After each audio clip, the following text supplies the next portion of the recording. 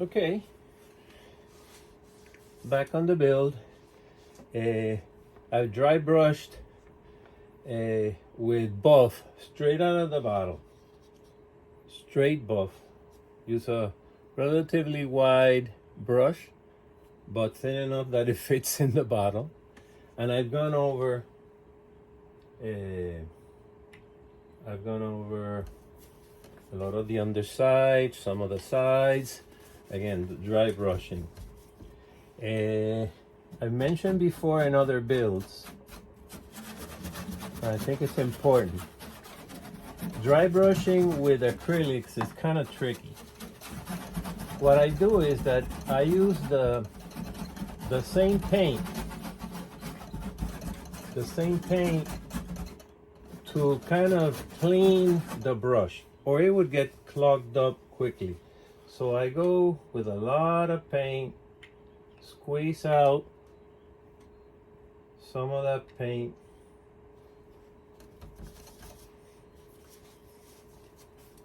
and then go to it. I've already dry brushed some of these nooks and crannies under here. Again, I'm using buff. Buff is almost white, and it might look too dramatic. But as I've also mentioned before, once it dries, it gets toned down a bit. Again, I go over the edges, bolts, that shock absorber there.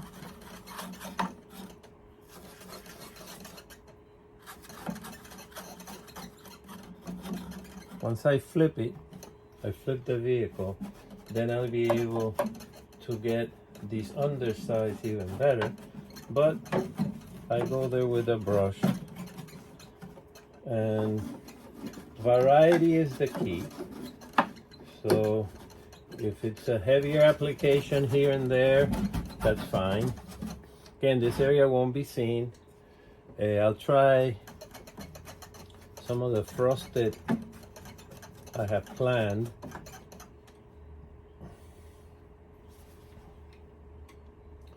Hopefully some of this shows up in the video. I'm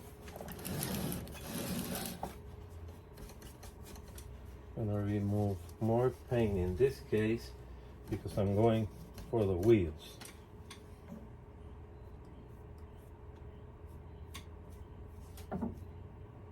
Still not sure what I'm gonna do with the rubbery part. As it stands, it's acceptable. I might go for a little darker color.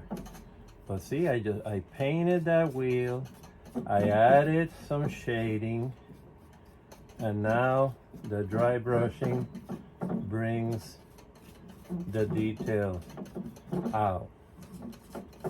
Again, this is a vehicle in the cold. That rubber color, that dark gray, since I'm not doing the same weathering that I'm doing on the wheel, it does look somewhat different. So I might just leave it as it is, or probably I'll give it like a darker wash. I'm not applying any more paint as I'm going on the wheels, as I don't want to get too of a dramatic effect. But you get the idea, you know? All the detail that is molded in these wheels comes out. The idlers, can't forget those.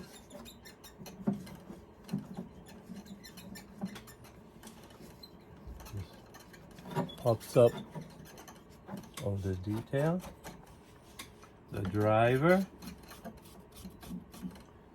I'll need some. Again, when I go back in the bottle, that brush is already almost clogged up because acrylic paint dries really quickly. So when I go back in the paint, I'm actually cleaning the the brush a bit. Don't go straight for the wheels because I want to make sure that some of the paint is gone.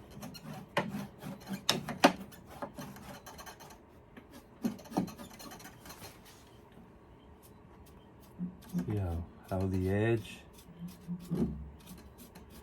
picks up the lighter color. The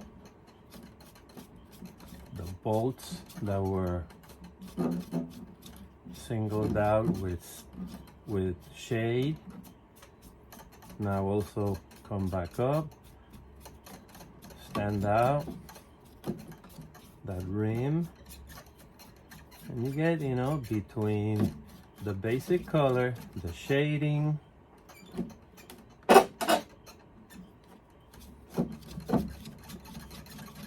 which adds various different colors, plus now the dry brushing, which it's heavier some places, not as heavy in other places.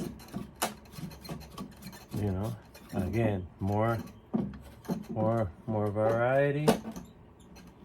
See, I'm having problem with that thing hitting on the other side. That's all right. Still, I got plenty of paint steps to go through here. You know, this will be metallic where the driver hits the hits the tracks, the teeth. Now not much paint, so I can go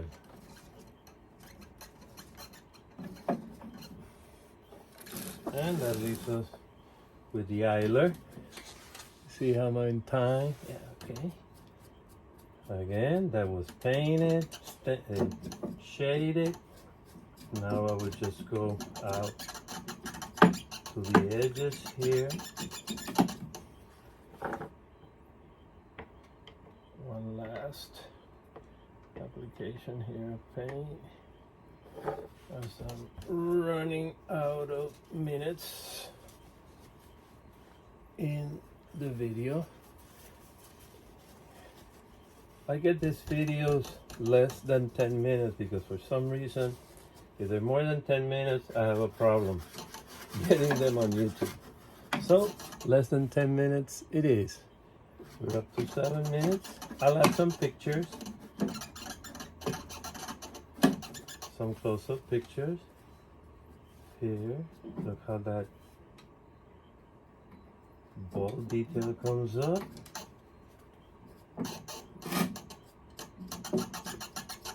The edges.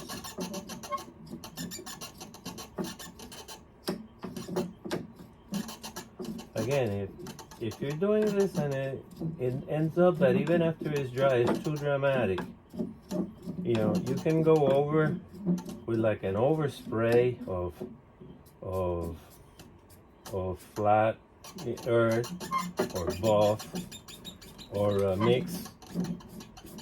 I mix 50-50 buff and flat earth. I call that my 3-dot mix.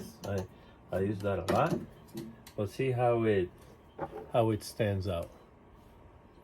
Okay, dry brushing, the magic of dry brushing.